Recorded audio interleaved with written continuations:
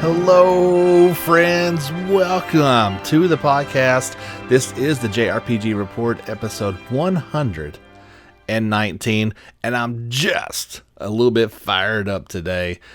We had the New Game Plus Expo going on yesterday, and we've got a whole bunch of things to talk about. I don't want to beat around the bush. You know why I'm excited, but let's go ahead and make it official that NIS America finally gave us a definitive release date for your favorite and mine, The Legend of Heroes, Trails of Cold Steel 4. It will launch for PlayStation 4 on October the 27th. That is the North America and European date. You do have to wait a few more days in Australia and New Zealand if you're listening to this podcast. You'll get it on November the 3rd. Of course, those Switch and PC versions, just like the last time, you guys are going to have to wait a little bit. They will follow in 2021. So we will now get the end of saga conclusion to this Cold Steel marathon. Reen and all of Class 7 will find its way to North America's shores on October 27th. It's pretty much exactly when I thought this game was going to come out, when I was hoping this game would come out. Well, I guess I wish I had it right now, but that late October seemed like a good window for it. We've talked about this game before, so you already kind of know all about it. We don't need to really speculate on it, but yeah, needless to say, very excited. I was hopeful we would get this information, and in fact, we did. And I know a lot of you guys are very excited to know this final release date. There was a trailer that went along with it as well. Keep in mind, as with anything Legend of Heroes related, if you have not played all of the first 3 games, probably don't want to watch this trailer, or if you're like halfway through part 3, something like that, it may spoil a few little things. That's just the way it goes with these games. It's impossible not to spoil certain aspects if you've not read the entire story and played it this far. But if you are excited as I am, you can check out that gameplay. Let us say gameplay. It's really not a whole lot of that. There is some of it in there. It purely looks like this is just a continuation of part 3. There haven't been the big changes we saw like from part 2 to part 3. It is just, let's get this story wrapped up. Let's not mess too much with it. It's already a pretty well-oiled machine. So, but you can check that out on our YouTube page, as you can all the things we talk about today. Most of these do have videos, so obviously from the expo, you got to have yourself a nifty video to talk about. But of course, that is our lead today here on the JRPG Report. My name is Seamus Fisher. Thank you for tuning in this week and every week. We try to always do this thing on Wednesday. It worked out perfectly with that New Game Expo going on yesterday, and it was just a whirlwind of stories popping out left and right. What they kind of did was they had a timetable set out for all the companies, and typically, like with E3, during your presentation, you might lead with that trailer, or maybe at the end that would come out. But what they did was things started popping off pretty early, around 8 or 9 o'clock. Like all these stories started flipping out about, well, first Cold Steel, and then the rest of things we were talking about today. And then the actual time presentations was more of, like a Let's Play segment or interviews with developers. So it was a bit weird. Like all the big chunks of news hit first, and then throughout the day, kind of some other small little things popped up here and there. So it was nuts. Personally, I was trying to push all this stuff out while still, doing my normal job, and some of those things get in the way from time to time. The next thing we want to talk about, also from NIS America, and also what we were hoping for. That's right, Ys 9, Maelstrom Nox is headed to PlayStation 4, Switch, and PC via Steam in North America and Europe in 2021. So you might have been hoping for something a little bit earlier than that, Ys fans. You're going to have to wait a bit longer, and that's a pretty wide open, not even like saying winter or spring or Q1 or Q2. They're just committing to 2021 at this point. It will support English and Japanese audio options. You can order the $99.99 limited edition.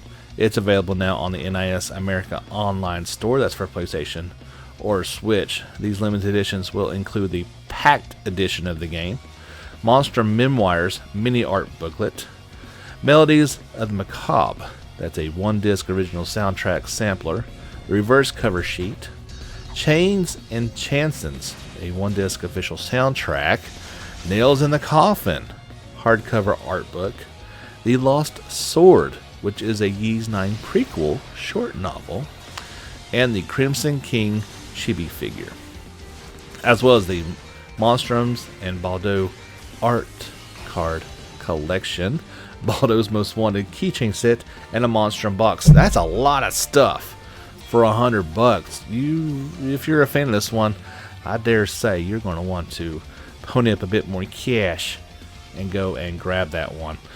Keep in mind, Ys 9 came out in September of 2019 in Japan.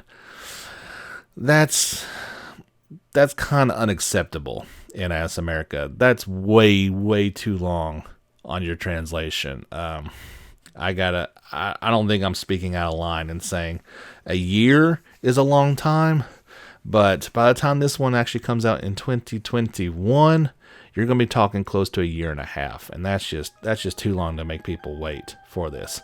There was an awesome new trailer to go along with this one, so you'll want to, of course, head over to YouTube and check that out. There's quite a few videos to go through, so you may have to scroll down on that one to figure it out. Here are the key features of this one, since we've not talked about it in a while. They are feared protectors. You can play as any of the 6 notorious monstrums, each with their own unique gifts that grants abilities such as scaling sheer walls or detecting hidden objects to protect the city from shadowy creatures. They say there's a world within these walls. Explore the massive city, accept quests to aid the townsfolk, and you can enter the Grimwald Nox to vanquish the threats to Baldo. Strength of the Night. Familiar mechanics such as flash dodge and flash guard allow you to outmaneuver your foes, while new additions such as the gifts and boost mode further augment your ability to fight. So you can join Adel and his new peoples, as well as Doggy. I didn't know that he was going to be in this one. That's pretty cool. Or Dodgy, I'm not sure how you pronounce his name actually, Dogi, as well as, again, those Monstrum characters. There are some pretty cool abilities in those guys. Hopefully this one comes out towards the earlier part of 2021. There's some really cool, it's kind of interesting if you look at the Trails of Cold Steel 4 art that came out yesterday, along with the Ys Monstrums art.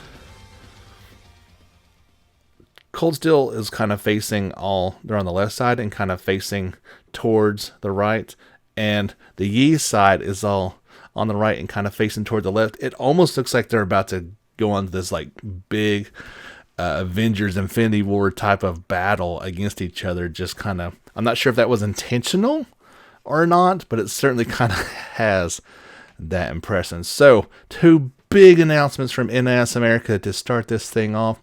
If you've not already ordered your Cold Steel 4 limited edition, both me and Jake nailed ours down yesterday from the NIS America store. As far as I know, that's the only way to get it. It's going for $99.99, and stock when I ordered it was down to that 25 to 50% level. So not quite in the oh my gosh, I better hurry up category, but you don't want to wait. This is usually what happens is you have a certain segment that will early adopt and get in there early. Most people, and I guess I'm kind of in this category as well, once that firm actual numbered release date comes out, that's when I plop down the money for it. So you probably don't want to wait too much longer if you're looking to get that, as I dare say it'll sell out pretty soon. It's not on Amazon as far as I know. It's not on Best Buy either. I think this is an exclusive from the NIS America online store. You can find that direct link in the articles that I post on Facebook. All right, I have calmed down just a little bit. It's hard to hide my excitement for that part. We'll get back to the games showing off yesterday, but quickly, today there was an announcement. Remember last week the Pokemon Company teased that there would be another announcement today on June the 24th. And in fact, there was. Another game is coming from the Pokemon Company, and it is called Pokemon Unite. In cooperation with Tencent Games, TIMI Studios, they announced this strategic team battle game, Pokemon Unite. It's coming out for Switch, iOS, and Android devices. It will be free to play with in-app purchases. No release date was announced. So here's what this one's about. Excuse me. Of course, there is a trailer to go along with this. I've posted both the short 1-minute trailer for Pokemon Unite and the entire 11-minute presentation from Pokemon Presents on the YouTube channel if you want to check those out directly. Here's an overview. They say Pokemon Unite is a strategic team battle game being developed jointly by the Pokemon Company and the aforementioned Tencent Games TIMI Studios, I guess is how you say it. The game is planned as a cross-platform game for Switch and mobile devices and will be free to play. Well, actually, it says will be free to start. That's interesting. I haven't heard that one before. In this game, players face off against each other in 5-on-5 team battles. During battles, players will cooperate with teammates to catch wild Pokemon, level up, and evolve their own Pokemon, and of course defeat your opponent's Pokemon while trying to earn more points than the opposing team within the allotted time. This game introduces a new kind of battle, one that requires teamwork and strategy. It is simple and yet full of intricacies waiting to be unpacked. At least it sounds like a different take on it. It sounds pretty cool, not your standard fare. We'll have to wait and see exactly how it turns out. And when they do get a release date, I will let you guys know what that's going to be. Back to the New Game Plus Expo. There was a new trailer for Fairy Tail. It was right under 2 minutes long, and the game is shaping up pretty nicely. Of course, it's coming out on July 30th for PlayStation 4, Switch, and PC via Steam in Europe and Japan. The next day, July 31st, in North America. This new trailer doesn't show a ton of new stuff, new mechanics. It does show new scenes. It's all new leading up to that release. The game looks more and more promising. I posted the video and had quite a bit of response to it. People seem to be pretty excited about this one. I think you've got a segment of fans of the anime that are excited for this one, as well as people like myself who have not seen the anime but just think the game looks pretty cool. Here's a quick overview of it. Fairy Tail's extraordinary world of magic and dragons is captured in remarkable detail through this all-new gaming experience, with a phenomenal focus on delivering the type of magic and mystique fans of the worldwide sensation anime and manga series have been craving.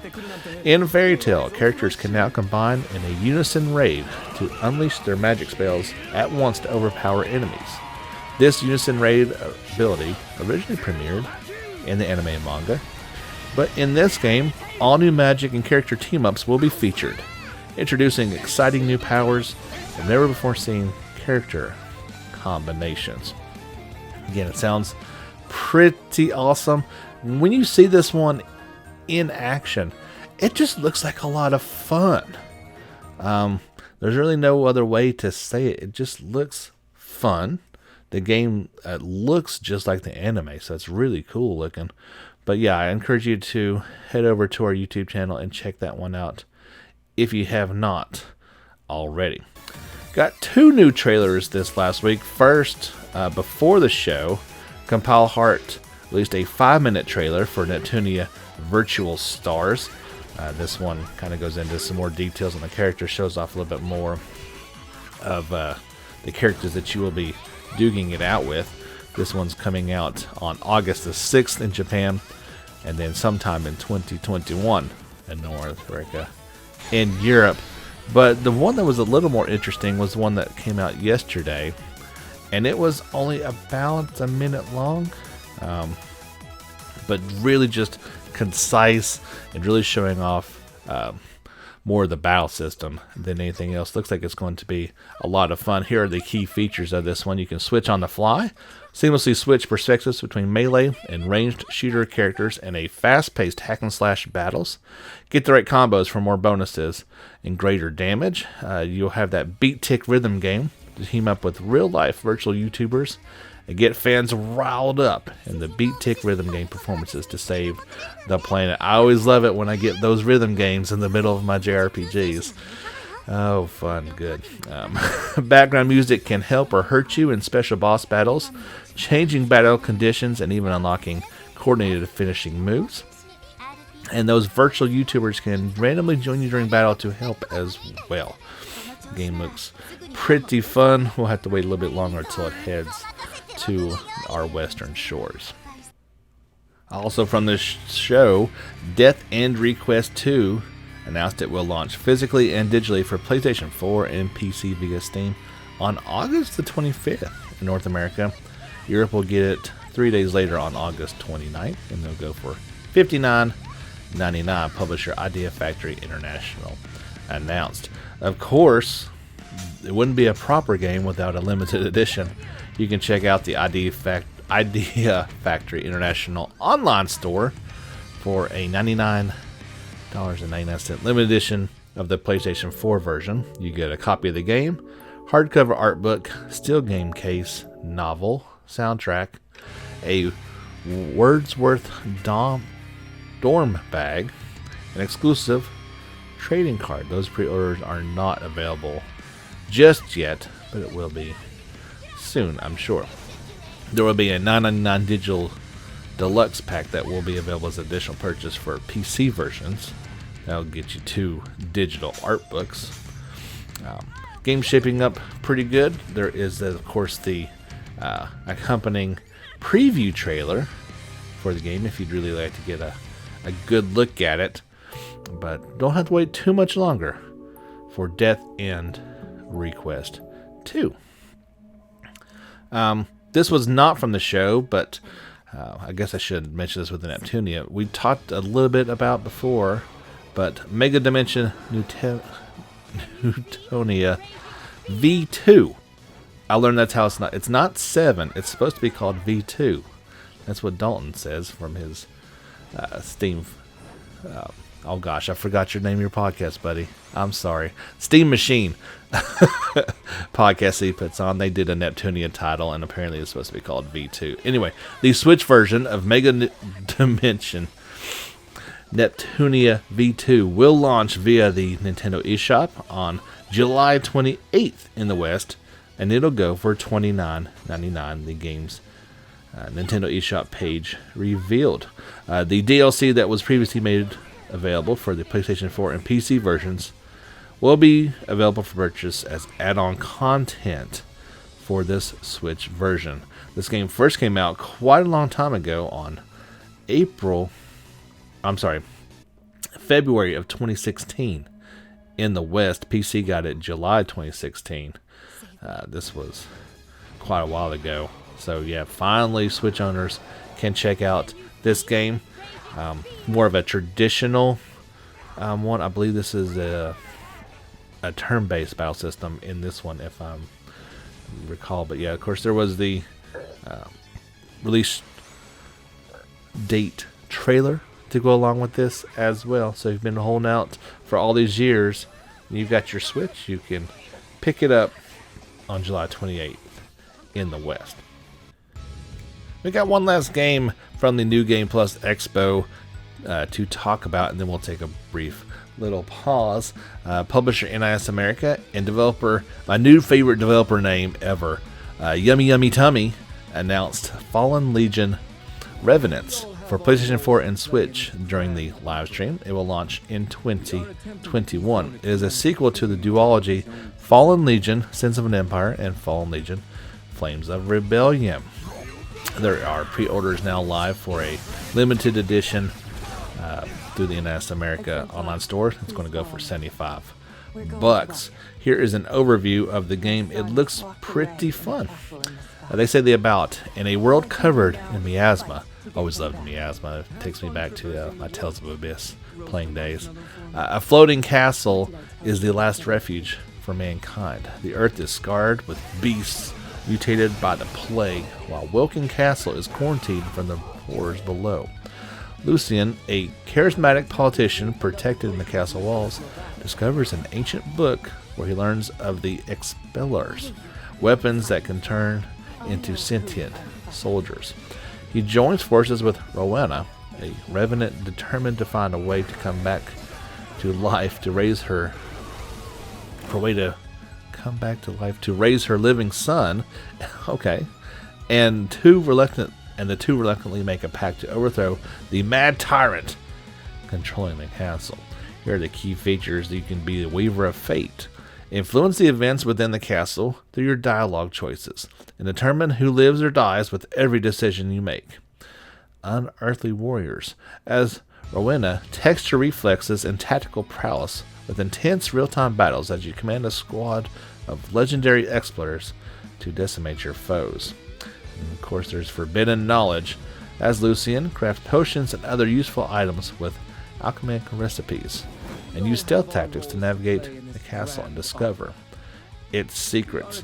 It just looks like a kind of an interesting game. I don't know a ton about it. There's a trailer to go along with it. You can check it out as well. Kind of got that really unique art style and something that's at least grabbed my initial attention. We'll wait and see how it shapes up as we get closer to its launch in 2021. Before we take a break, quickly want to preview. We did something kind of different this last Sunday, kind of looking at what's going on so far in 2020, what we have to look forward to. This Sunday, we're going to bring back Jordan and have a conversation. I'm trying to work out all the details and do a recording here, I believe tomorrow, for our Sunday special. And so we're going to kind of have some fun talk. We'll talk a little Xenoblade Chronicles, I'm sure. But mostly, since we've both now completed Final Fantasy VII Remake, we'll have some good conversations about it. And then we'll talk about Trails of Cold Steel. He is just getting in to the first one. Of course, I've played them. Now, he's played the Sky series, so I want to talk to him a little bit about those, as I'm going to really try to play through those titles before Cold Steel 4 comes out. So we should have a fun JRPG chit-chat about things, maybe, and throw in some fun topics as well. But I hope you will look forward to that Sunday special coming out Sunday morning. But let's take a quick break and be right back with the second half of episode 119 here on the JRPG Report. Alright, friends, welcome back. We got a few more fun stories to talk about with you guys. Of course, like us on Facebook, follow on Twitter, and subscribe on YouTube to get daily updates as well as videos on all the things we talk about here on the podcast. I'm excited to announce that the final closed beta for Genshin Impact will be on July 2nd for PlayStation 4, PC, iOS, and Android. Publisher and developer MiHoYo announced. This game is supposed to launch for those devices in 2020. A Switch version is also planned, but that release window has yet to be determined. So if you signed up for the open beta, check your email inbox to see if you got an invite. You may need to go and check like the spam folder, or if you're using Gmail, check like your promotions or the other tabs to see if it didn't get thrown in there, as that's where I found my invite. I was selected to participate in this one, and I'm happy to do it. I'm excited about this game, and what better way to see how it is than to give it a whirl. I haven't read all the fine details, so I'm assuming that I'll be able to stream this as well. I have to wait and see if that is allowed or not, but needless to say, I'll definitely give my impressions to you guys once I play it for a little while, and see if it's going to be worth your time as well. Yeah, forward to it. I'll let you guys know. A interesting looking game got an announcement. I believe that was actually today. And so we always talk about our beloved JRPGs.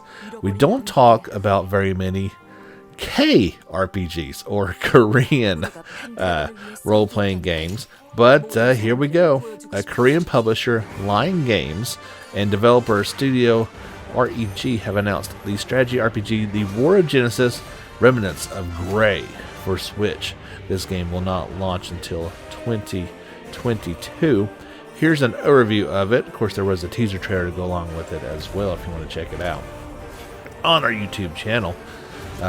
War of Genesis Remnants of Grey is a adventure strategy RPG currently under development by Line Game Studios REG. Based on Korea's popular Way of Genesis series, the game is a remake of the first and second sequels of the series and is built using Unreal Engine 4. The game is scheduled to release on Nintendo Switch in 2022. There's an official brand page if you want to check it out and get it translated. But I encourage you to check out this video. Using this Unreal Engine 4, they've made an impressive looking game. I know with Unreal Engine 4, you kind of get like, well, everything all looks the same. Well, I mean, that's what it's developed on. That's what it's going to be. But I like the way this thing is looking. And for a Switch game, it looks pretty cool. Of course, it's going to be a while, 2022. But yeah, just check it out and let me know what you think about it. I'd kind of just, put these stories out there and let you guys decide whether or not it's something you want to pay attention to. It'll be a while, so you got a while to wait. Got a while to wait on this one too, and that is Sea of Stars.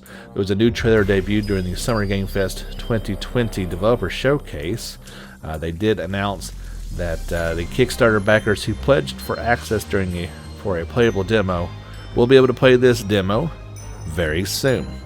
The demo was cut from the middle section of the game, and they have the two main protagonists go on a quest without the rest of the party through areas including an outdoor dungeon, town, as well as an indoor dungeon.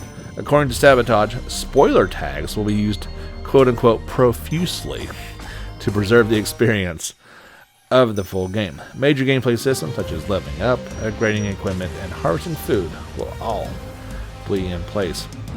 You can even see what they're talking about during this trailer. There is just a dialogue scene between the two main characters as well as the cook, and it blanks out with a little oh gosh, I forget what it says, but basically like omitted for spoilers or something to that effect banner across the text that would have given away some major thing.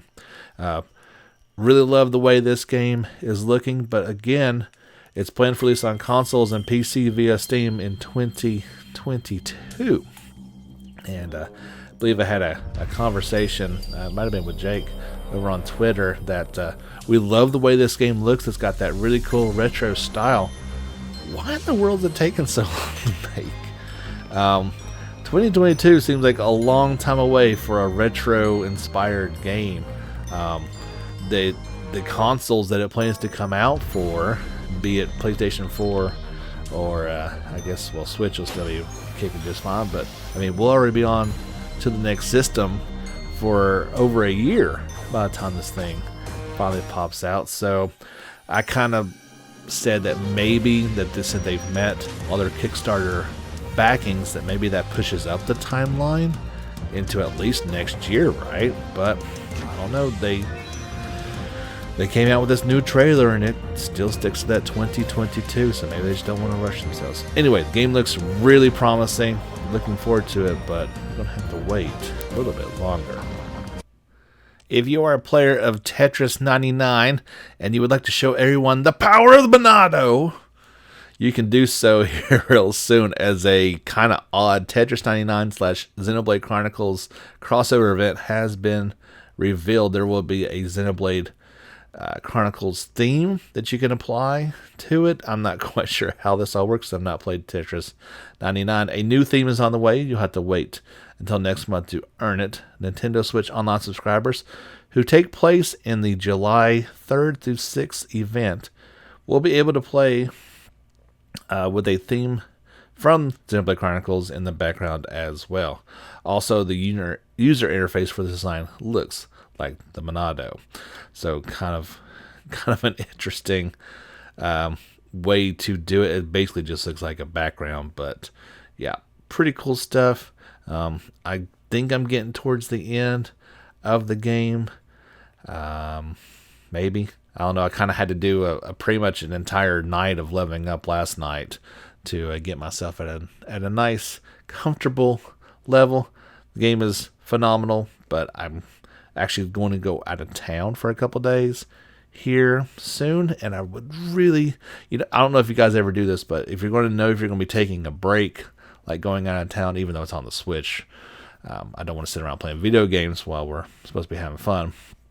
You kind of want to be done with something if you're near the end of it, so that you can come back and play something else. That is kind of where I'm sitting out with that. But yeah, it looks pretty cool. Also in Nintendo news, the new Super Smash Bros. Ultimate amiibos have been shared, and you're going to have both Dragon Quest Hero and Persona 5's Joker.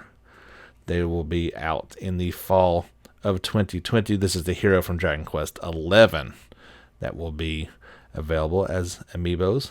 Kind of cool that they're throwing them out there, and they look pretty fun. This is the type of thing that I might just get, even if I'm not going to play Smash, just because they look cool. I don't know. They're not cheap. What's amiibos going for, like $225? But yeah, they look awesome. I'll be honest, the Joker almost looks like it's more inspired by Scramble than Persona 5 or Persona 5 Royal. I may just be guessing at that, but we'll have to wait and see. So I do want to talk about something a little important, and we may need your help on this. I filled out a survey yesterday, and I'm 99% sure I shared this on the Facebook page as well. This was on Twitter. I know I retweeted it. Sega and Atlas have put out a survey asking on people's insights on their gaming habits. It talks about pretty much every Sega or Atlas game you could think of, and kind of asks you're playing. Asks about which systems you're playing and subscription services they take advantage of. But one of the things that kind of asks in particular is, based on the games that you say you've played, would you be interested in DLC for that game? Would you be interested in a spin-off for that game, a remake, a remaster, or a sequel? So it's hard not to read into this, and it's a long survey. It's going to take you about 15 minutes to get done. In my mind, I'm thinking that this is some sort of way for them to gauge interest in if we want Persona 5 Scrambler or not. At this point, there was nothing announced yesterday that seemed like that would have been a pretty darn good time to announce something. Instead, they announced a survey, and obviously there's a bunch of other games in there, but I feel like this is going to be one of the gauges used to measure if there's enough interest in the West to bring the game over.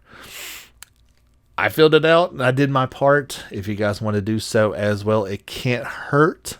There's some other cool things in there as well, but I think this may be kind of important. We'll just have to wait and see if it is something that ends up being true or not. One last story to pass along to you guys before we wrap it up. Compile Heart, they update their website, and we got a few more characters to talk about. First is Michiru, Michiru. She is the founder of the Order of the Sun of the underground prison. Achieving her goal of reaching the surface seems to have lightened her mood, but her cryptic remarks and tendency to toy with others have not changed. And then you have Chiaki, Chiaki, the sub-leader of the Order of the Sun of the underground prison. He is actually Michiru's younger brother. I was going to say they look like brother and sister. And constantly worries about her. While he is used to being composed and intimidating, reaching the surface is taking a load off his shoulder, and he is now less vigilant. There is a new opening movie that you can check out for this one. I've got that shared over on our YouTube channel. Mary Skelter finale is due out for PlayStation 4 and Switch on October 8th in Japan, and there was no Western release date announced during the New Game Plus Expo. Idea Factory was at that, but not Compile Heart, so maybe that's why we didn't get anything from them. So that's going to wrap it up for this episode. I kind of thought I might talk a little bit more about certain things, but this was more of a I don't want to dissect trailers for you guys. I'll bring you the news. You guys check them out if you would like to, and let me know which games you are most excited about. Maybe I'll post something over on Facebook and see which new game announcement you're most excited about. And don't forget our Sunday special coming up with Jordan. Should be a lot of fun. If you're so inclined, leave us leave us a review of this podcast, whatever device you listen on. And if you're super awesome and want to give us support, we are doing so through Anchor at the bottom of this podcast, also through Patreon with different levels of support. That'd be incredible if you would like to sign up for that and keep this podcast rolling on strong as it is. That's going to do it for episode 119 of the JRPG Report. My name is James Fisher. I will talk to you guys again on Sunday and be back next Wednesday with another great podcast. Till then, get back out there and level up.